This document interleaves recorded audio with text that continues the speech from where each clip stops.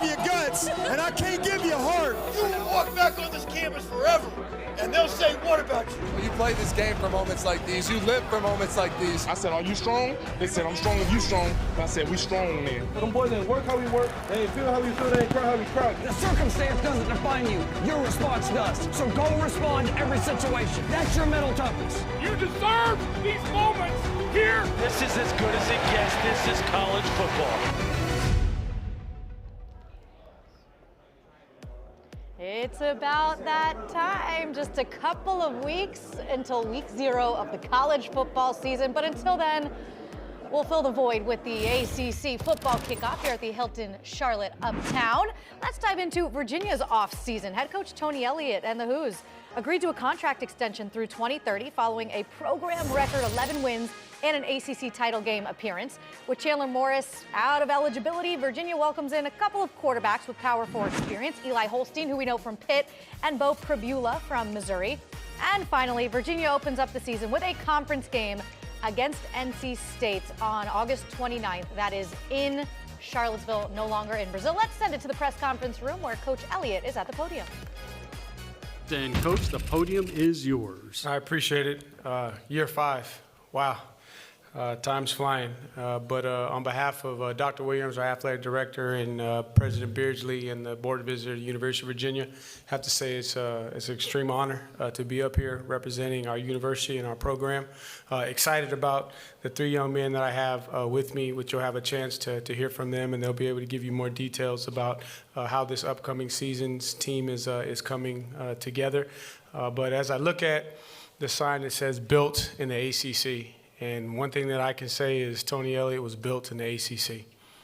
And if you want to see how or what this conference is about, there's a living, breathing example of what the ACC is all about. I know that there's always a storyline out there, but I think the numbers speak for themselves. I'm ACC through and through. Went to school at Clemson, coached at Clemson, spent the bulk of my career in the ACC and now at the University of Virginia. And what I can say is there's not a better conference in the country in developing the holistic student athlete. And at the end of the day, I think that's what the main objective of my job and the position that we're in as the practitioners in this business.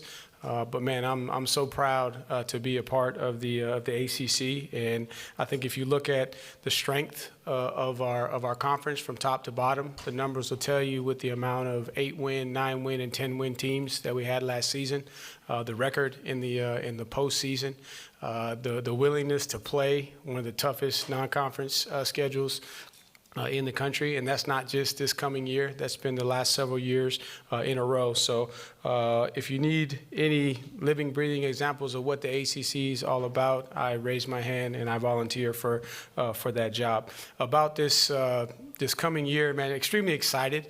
And after you hear these young men, articulate about our program, I think you'll see why. But it's been a really, really fun off season, and this off season has been fun because of things that have taken place years in advance. So I want to thank all of our supporters, fans, and donors for all that they've done investing in this program. I think that everybody knows the road that we've been on at the University of Virginia since taking over as the head coach with our new staff.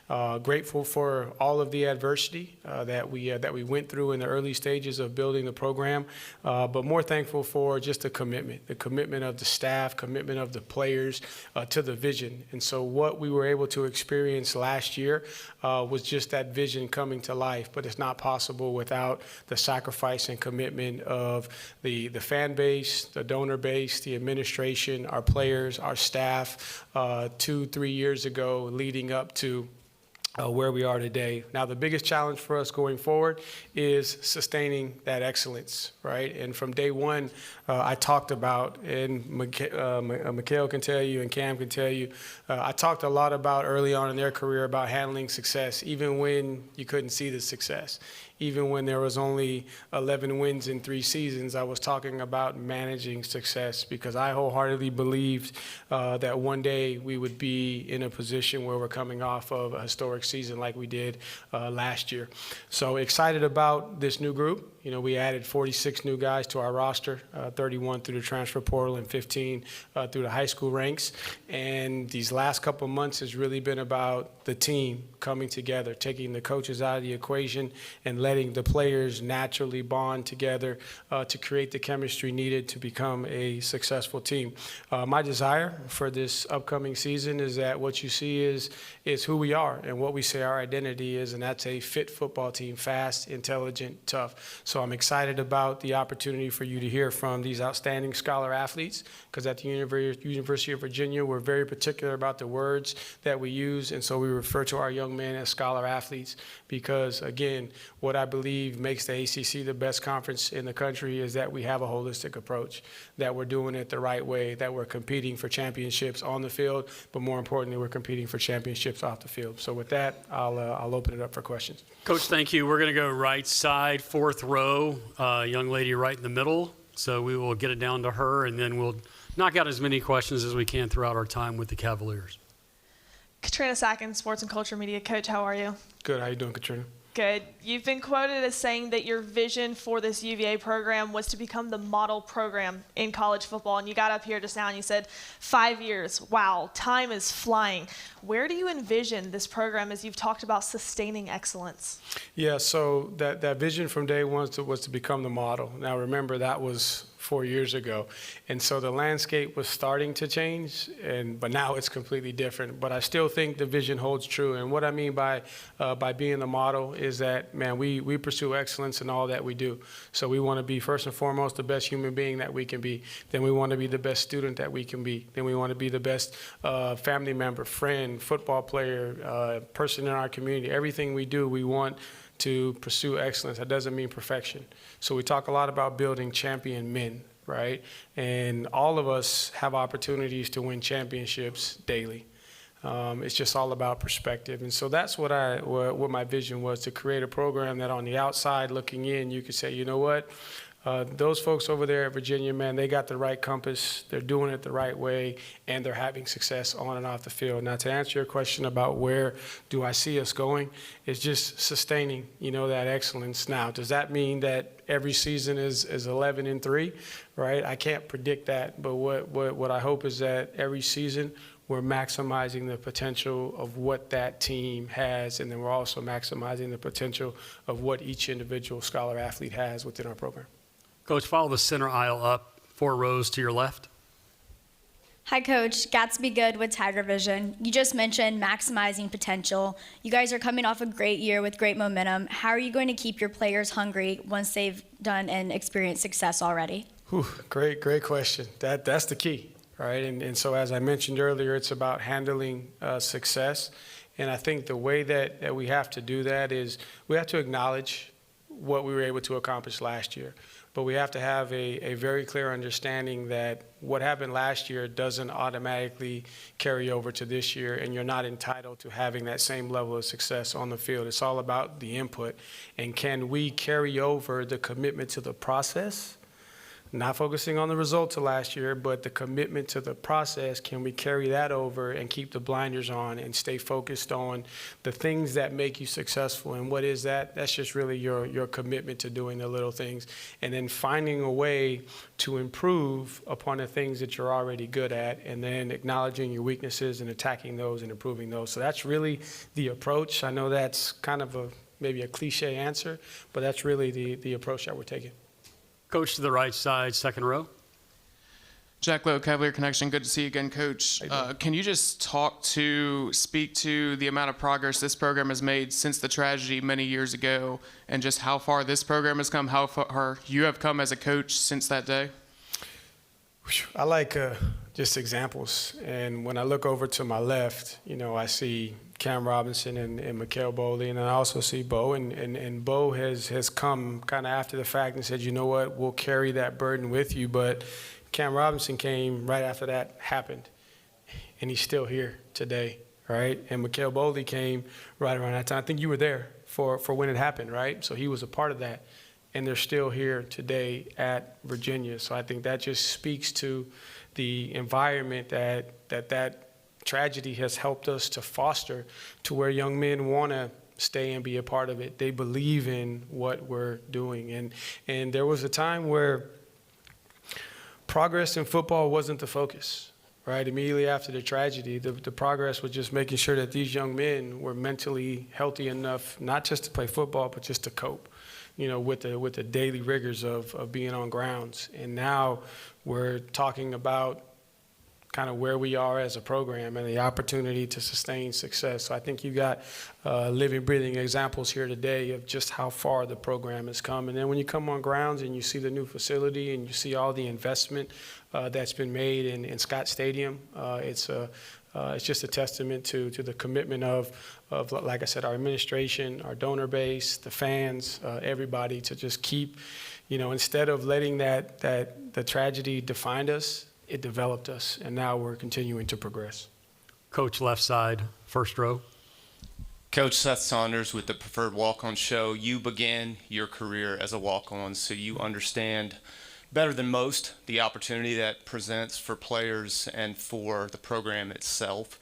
With roster construction changing in today's landscape, how do you see the future of the traditional walk-on, and what would our game lose if that were to go away?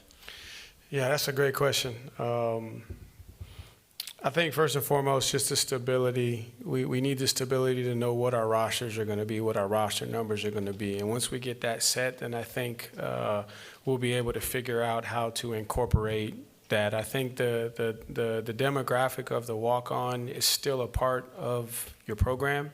You may just use a different choice of verbiage to identify those individuals, but you still have those type of persons on your roster that kind of have that chip on their shoulder, right? And I think that's what you got to make sure you maintain is it kind of creates that balance, right? Because you got the guys that are recruited, that are part of that process, where sometimes that can lead to entitlement.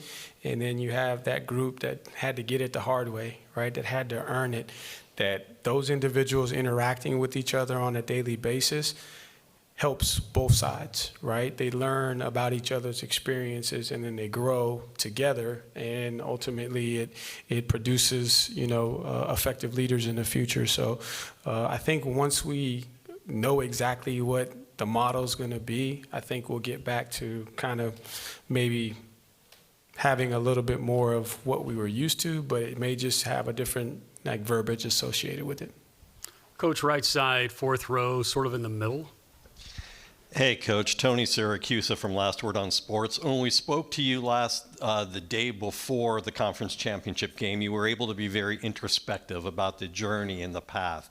Mm-hmm. With that in mind, how long, you were so close, how long did it take you to get over the pain of that night and be able to reflect on how great of a season you had and how far you had come?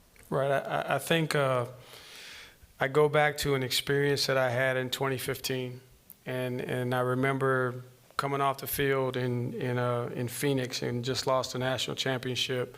And I saw, my mentor and my boss just like distraught and defeated. And I just remember saying to him, like, Coach, the guys in the locker room need you.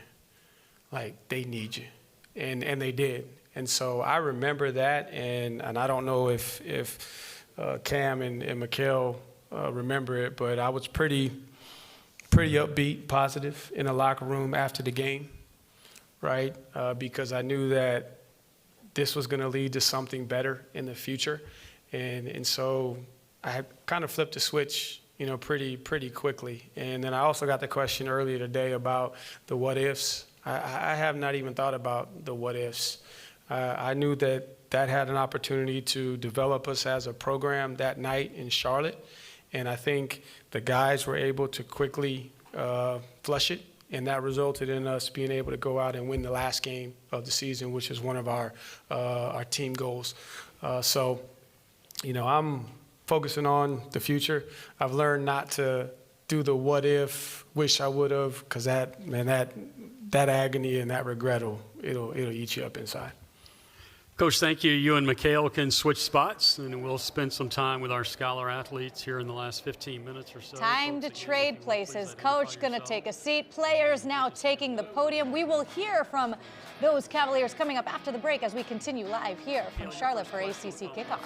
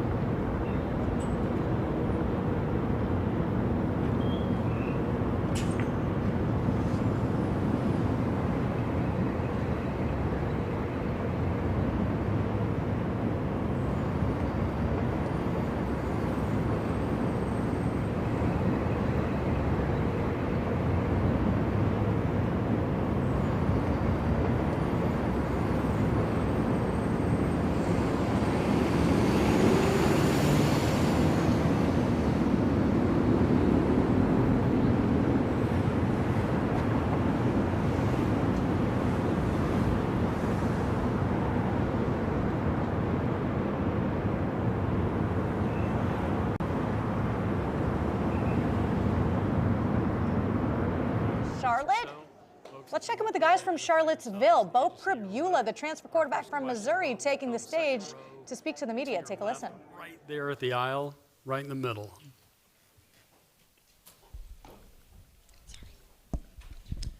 Hi, Bo.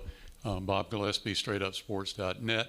I know that the world of college football has changed a lot in the last few years, but what are the odds? What would be the odds of a guy who was on one sideline in a bowl game now is the quarterback for the team that he faced across the field?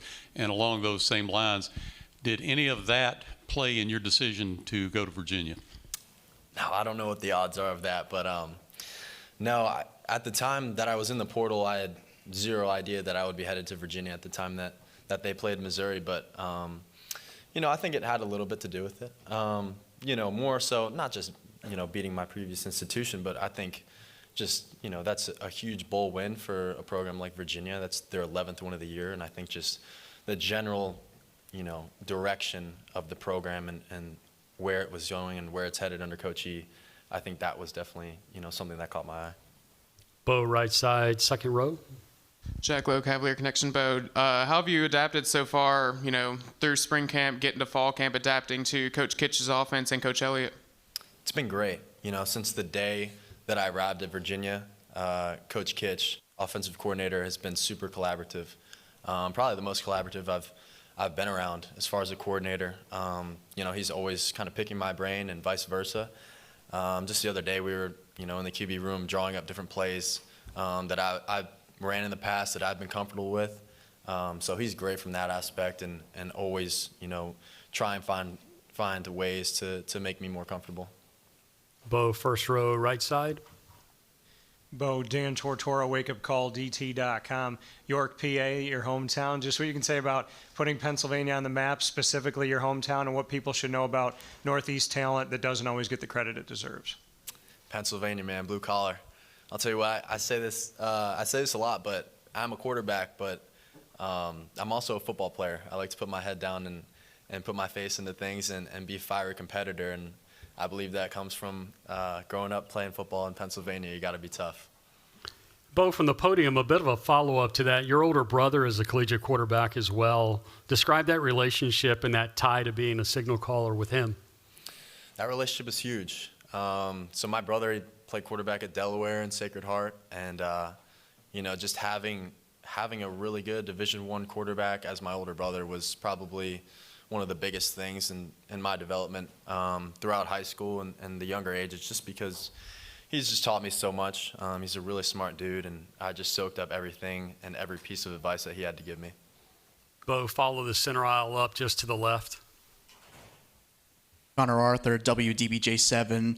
Bo, the momentum of Wahoo Nation was left on a high last season, especially with one of the most unreal field rushes I've ever seen at Scott Stadium. That momentum is riding high. What do you tell Wahoo Nation ahead of the season? Expectations are high, and that's just the way we want it. That's the way the standard should be. Every time we take the field, the expectation should be to win. And we need Wahoo Nation. We need Scott Stadium rocking this fall. So I can't wait to see what the home atmosphere is like, especially week 1. NC State's a big game for us. So I can't wait to see the fan base pop out. Bo, thank you. You and Cam can switch spots. Thank you. And we will spend time with Cam as we round out the half hour with the Cavaliers. Cam, your first question will come third row, sort of second to the middle of the aisle there.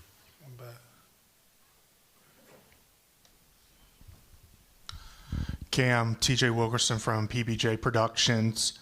You came into last season, you were dominating, and then the injury happens. Can you talk about that journey going through that, not being able to be on the field, but being on the sidelines with your teammates and cheering them on and maybe even coaching them as a player? Yeah, I say, even though I ain't in, I'm still going to find a way to connect with the guys just to do what I can do. Coach E always tell us, we still need to communicate, get on the guys, get them right. So doing whatever I can to help the team, even if I'm not playing, that's just what I'm willing to do. Cam, left side, fourth row, all the way against the wall. Owen Hillman at the league winners. How was that first spring practice like with Matthew Fobbs-White, and how have you been trying to make sure he feels welcome and integrate him into Virginia's defense? He's a great player. We try to stay on him, because he's young, so the older guys, we just try to stay on him, make sure he's good. But I'd say he's a great player for sure. Cam, right side, second row. Jack Lowe, Cavalier Connection. Cam, what's unique to this year's defense? What's unique to this year's defense? I'm going to be back, so, that's unique for her. Yeah. Cam, right side, first row. Cam, Dan Tortora, wakeupcalldt.com. I believe the only FBS player in the last 20 years to have an interception return for a touchdown, fumble recovery, and a blocked punt all in the same season. What's the encore this year? I don't know. I don't know. I just go as the game go. I just go out there and play my hardest every game. I don't really do it for the stats. I just do it because I want to do it for real. Dan, Cam from the podium, I'm curious. You had 17 D1 offers in high school. Why did you choose UVA? Coach Elliott here, he been with me the whole way. He hooked my mom, and he hooked me. So, just being a part of Coach Elliott, he helped me get to where I'm at today. You get the sense that he's ready to put a football in his hand and just start running, isn't he? Right side, Cam, second row. Cam, you are objectively an amazing linebacker with all the things that you can do on special teams and on defense and all those things, but you seem to have a much different personality and demeanor than what people typically expect out of a linebacker your caliber.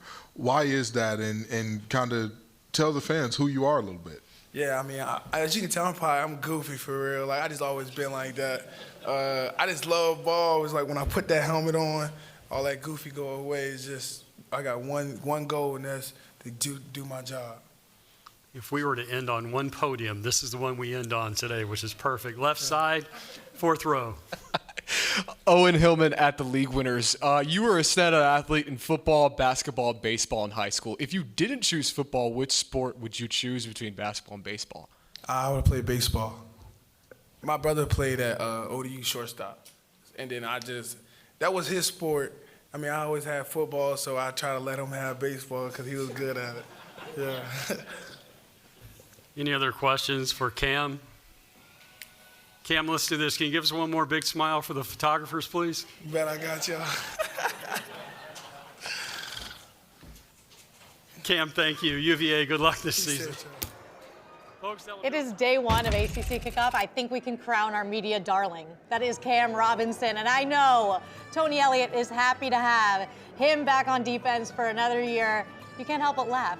He'll be with us next on set as we continue almost wrap up the day. Day one of ACC Kickoff. Back with more after the break.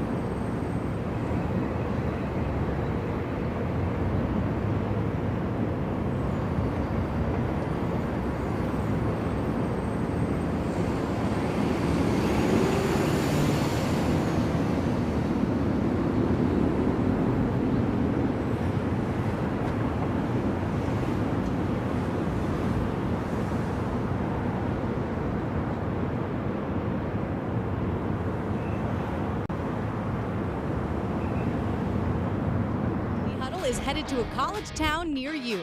We kick things off week 0 in Charlottesville, Virginia, as the Cavaliers host NC State for the first conference matchup of the season. CJ Bailey looks to build off a strong sophomore campaign, while UVA turns to grad transfer Bo Pribula to reach new heights. Then week 1, we're going coast to coast. Join us Friday, September 4th, live on the farm, as a re-energized Stanford program welcomes a loaded Miami squad looking to make another run at college football's biggest prize. On Saturday, September 5th, it's all aboard as we cross the bridge to Berkeley, where Jaron Kiave Sangapolatele and the Golden Bears host UCLA as Tosh Lupoy looks for his first win as a head coach. Then on Monday, we touch down in Tallahassee for a Labor Day showdown as SMU and Florida State wrap up the holiday weekend in prime time. Could it be the beginning of a Heisman campaign for Mustangs quarterback Kevin Jennings? We'll find out under the lights at Dove. Week 2 takes us to Atlanta as an old rivalry adds a new chapter. Georgia Tech hosts Tennessee for the first time on the Flats since 1986, renewing a series packed with history, tradition, and plenty of bragging rights. Then in week 3, it's on to Tiger Town, where 2 future Hall of Fame head coaches will go toe-to-toe. It's Bill Belichick and the Carolina Tar Heels versus Dabo Swinney and the Clemson Tigers in Death Valley. 4 weeks, 6 stops, only 1 ACC huddle. Hop in. We'll see you on campus. Can't wait. Get started week 0 in Charlottesville. No, we are not heading to Brazil. We are going to Virginia. Praise the Lord. Praise the Lord. Host NC State for a conference game. But every Saturday, we'll be back with you 10 to noon right here on ACC Network. And joining us now is the head coach of the Who's, Tony Elliott. Great to be with you. I heard you step up to the podium and you're like, hard to believe, year 5. And I thought to myself, that is kind of crazy. But now as you step into year 5, what's your overall feeling as the leading man of this team coming off a historic year? Just excited to get with the guys and see what the identity of this year's team is. I think the first couple of years, you're just trying to create the identity of the program. But once you have the foundation laid, then you let each team become their own team. And so that's what I'm excited about. I know a ton of success last year, but I'm really excited to see what this group of young men are going to become. You feel like you figured it out yet? I don't know if you ever figure it out, but I will say that I'm a lot better than year 1. and I give myself a little bit more grace. But don't ever say you figure it out, trust me, because as soon as you figure it out, them kids figure something else.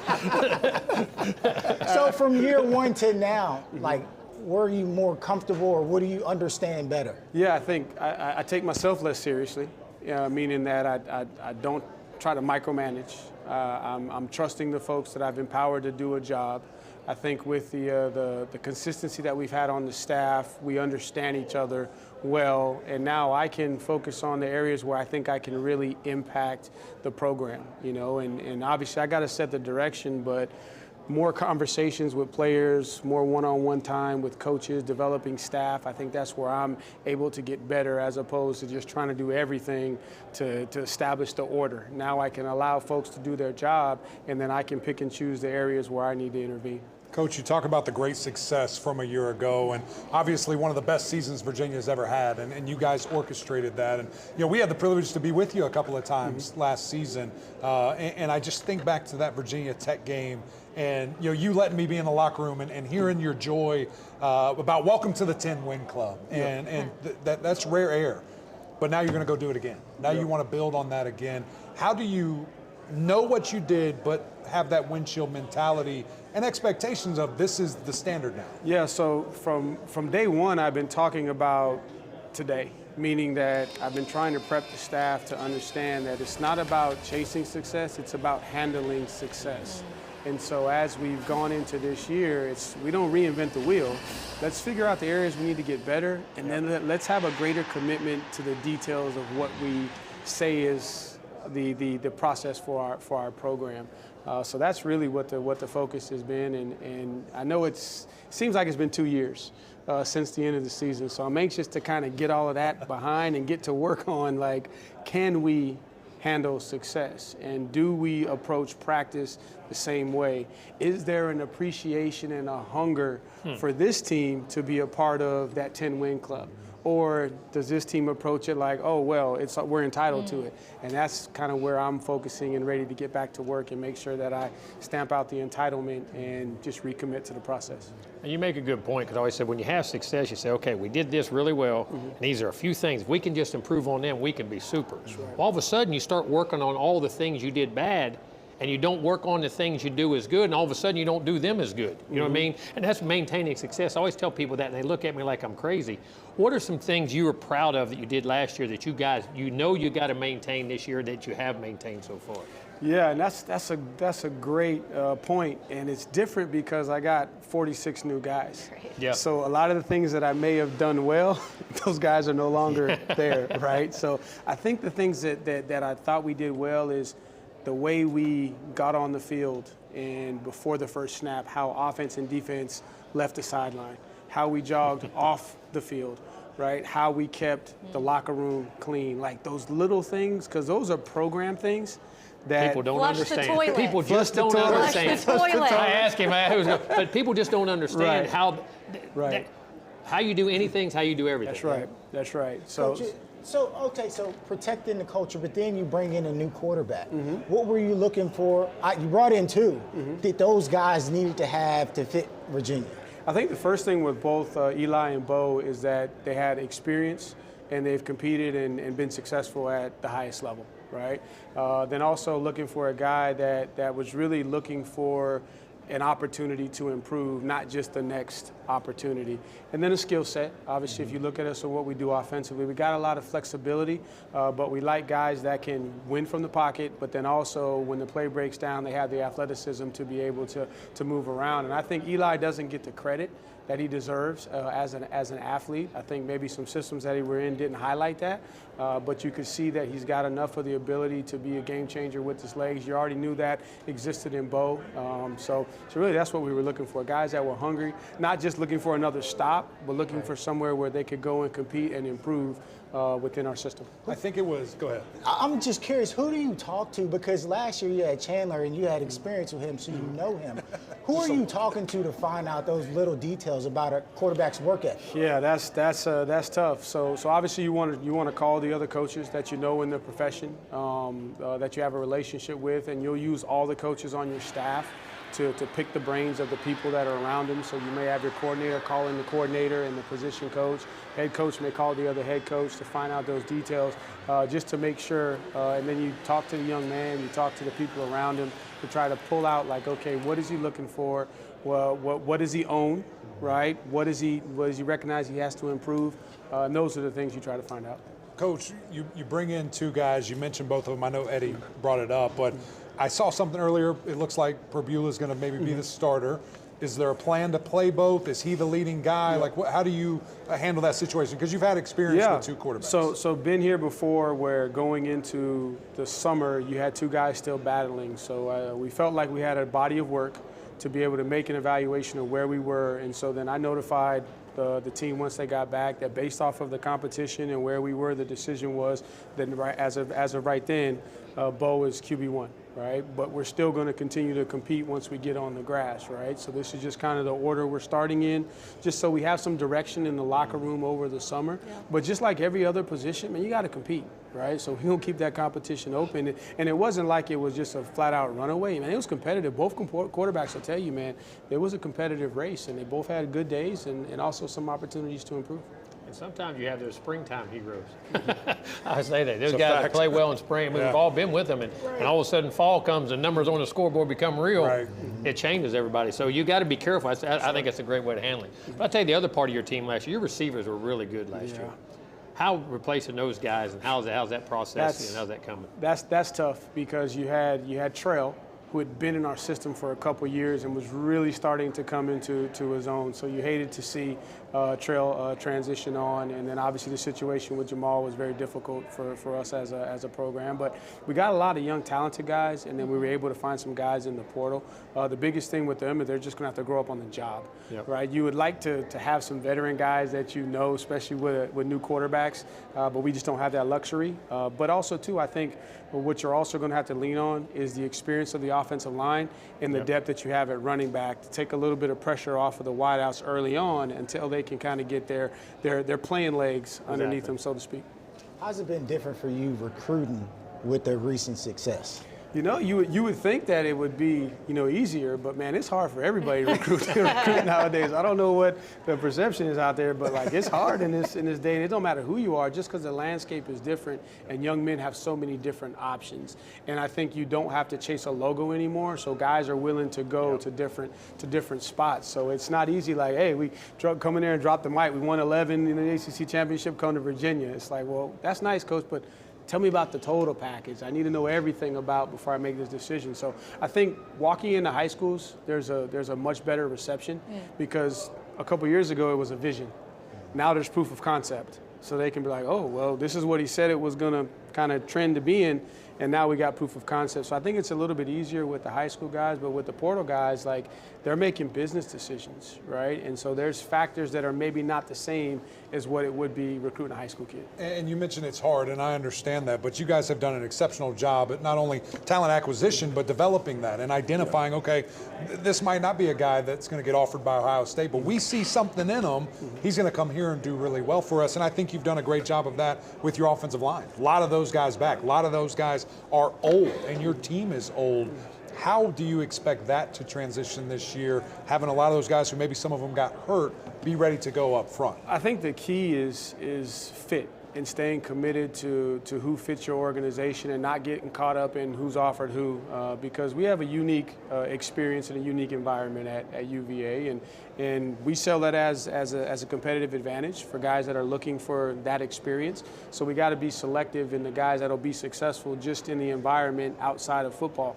And then with the offensive line in particular, we were excited about last season because we had McKeelan Thomas and we had Monroe Mills, and then we're out there in the first couple days of practice and they're gone, right? But that was huge for Ben York, right? To be able to kind of grow up on the job is huge for John Adair. So fast forward a year, now you get McKeelan back, you get Monroe back, and so what I've been trying to have is 10 offensive linemen, 12 offensive linemen, not 6. That'd be great. So this year we feel like going into it, we got 10, and with a couple young guys, if they develop, we might have 12, which I think makes a difference because there's games where, like, Mikhail goes down. I mean, ACC championship, Mikhail's playing on a sprained ankle. York's got to go in there, right? But I think when you have depth, you can play those guys in competitive situations, in games, and feel good about it and not be a situation where it's an injury that causes a guy to go in there. And that, to me, is what helps you in November, right, in that championship phase of the season because you've built competitive depth throughout the year. Well, you got 4 offensive guys, so we're all talking offense. But I know that, hey, the head coach now. Is there another side? What are you can we talking stop somebody on that side of the ball? Hey, can we get some stops so we can get the ball back? All you have to do is score more. I'll take a 3 and out and get it all the way pinned back. But you got Cam on defense. Who's the guy after this first game or so, as where they're covering that game, we're going to come out and say, man, Coach Elliott told us about this guy. He's a guy you're anxious to see hit the field and really make an impact. You think is going to be? I think Brandon Hillman at safety, transfer from Michigan, Virginia, young man from Virginia. I wasn't able to recruit him because I couldn't. The vision, he needed proof of concept 3 years ago. He wanted the logo. and it made sense. Like I told him, I saluted. I said, hey, bud, just remember me in 3 years, right? If I get this thing rolling. But Brandon Hillman he's a flat-out football player. Like he's a lot like Cam. He just loves to compete, high-energy guy, and he's got a tremendous skill set, too. I'm excited to see Corey Costner take that next step. I think if you followed us, you saw him down the stretch at that nickel position, really start to make some plays. Now he'll be a year older. Anthony Britton, I'm counting on big Anthony Britton as a D tackle to take that next step. I want to see Fisher K-Mac take that next step as a defensive end for us. I think Jacoby Henderson at corner, right, is going to be maybe something that we haven't had. We got a young corner in Emilio Agard that transferred in from Wisconsin. So I just think on the back end, I think our back 7 will be better than maybe what you've seen over the last couple of years. I think collectively we're more athletic and a little bit more speed. All right, hope you guys were taking notes because we will be there week 0 to join you for the fun. And before we go, just note, the Hokie came dressed to impress for Virginia today. I like my guy. He does, Orange right? and blues. Proud of him. Always It's only one day a year we got to be enemies. You know what? Hey, every champion needs a worthy rival, right? And so I'm excited actually about what Coach Franklin has going on in Blacksburg because it's going to make us better, right? Like, and that's the key. And I want to create a rivalry right? If we're being honest, like on your side, you know, we changed it this year, but we got a lot of ground to make up. And I think when we're at our best, it's great for the state of Virginia, and it's good for college football.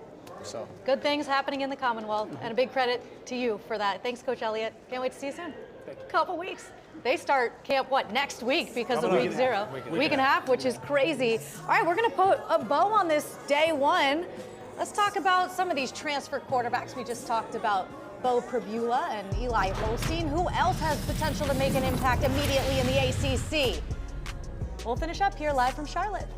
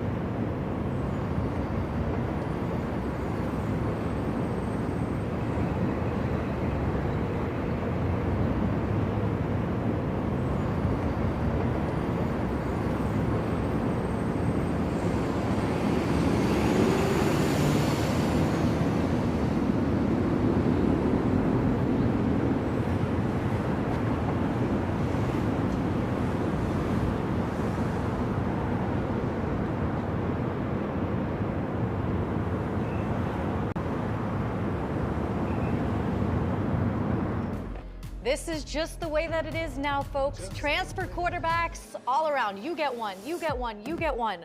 Overall, more than 10 transfer quarterbacks could potentially start for their teams in the ACC this season. We saw 4 of the 5 teams today bring in their quarterback, which is a transfer. NC State, the only one with a returner in CJ Bailey. So you see this long CVS receipt type list. Wow. Of everyone on this list, Eddie, who do you feel like is set up for success this season? Outside of Mensa, who is set up for success? You could ask Stevie Wonder this question. Outside of that, I mean, who's set up for Look, success? I'll tell you, it's Darian Mensa, of course, but what I saw from him today was different. Normally when we're around him, he's loose, he's easier. He was locked in and focused, right? And I didn't know what to think at first, but now I know he understands how important the job that he has being the leader of this Miami program is. And he's taking it serious, not only on the field, but anytime the camera's in his face. I second that, and I think just kind of talking to him, you know, off to the side and talking about Malachi Tony and talking about Coop and just this offense, it is going to be different for him. and adjusting on the fly, learning on the fly. But that's where you lean on, Coach Dawson and Coach Cristobal just saying, hey, you don't have to be Superman here. This can be a little bit different. Hand the ball off to Mark Fletcher, save that defense, all those things that you had kind of brought up, Coach. And that's a different mindset. But I hope he can thrive in that, because that's what the NFL's like. There's very few Supermen in the NFL who can operate and do this thing the right way. And that's my point, but he has such outstanding ability not to take that away. You know what I'm saying? But here's the other part of that too. You could say, let me be daring, because if I do make a mistake, somebody can cover my butt. That's true. Yeah. There's 2 parts. I mean, so as a coach, you got to play with that a little bit as your team. You know what I mean? And play calling. And I don't, because here's the other thing, at the ultimate thing, if I'm thinking I'm an OC or head coach, I want to win a national championship. Somewhere in there, he's got to be dynamic. So I can't take that totally away. Maybe that's relying and let's gauge it as we go and kind of learn on the run. And Shannon Dawson had Cam Ward. He's exactly right. So yeah, he understands. All right, they all say Darian Mensah. I'll just throw in another one, Ethan Grunkemeyer at Virginia Tech. I'm going to go with that to add some variety. All right, we really will finish this thing up. Just a couple more minutes left. We'll recap day 1 and look ahead to a fun day 2 tomorrow. Stay with us after this quick break.